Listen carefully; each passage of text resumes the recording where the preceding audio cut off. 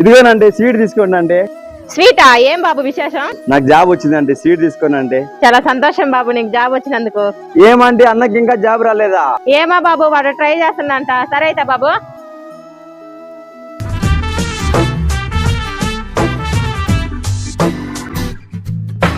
రే లేరా, గారిలోకి ఇంకా నిద్రపోతాను, సిగ్గులేదా నీకు? రే బయట పోయి చూడిపోరా, నీకంటే చిన్నోడు జాబ్ తెచ్చుకున్నాడు. నువ్వెప్పుడు తెచ్చుకుంటారా జాబా?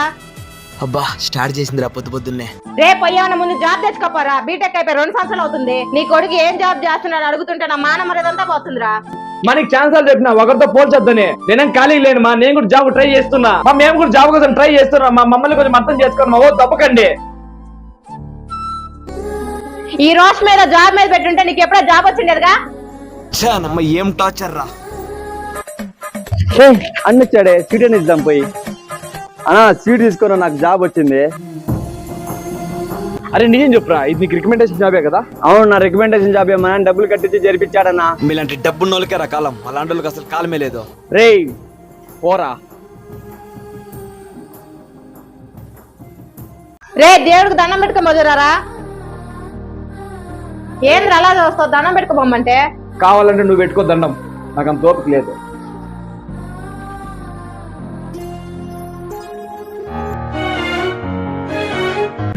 దీనమ్మ ఏం జీవితం రా. వాడు అడిగిన దానికన్నా ఆన్సర్ చెప్పా కదరా.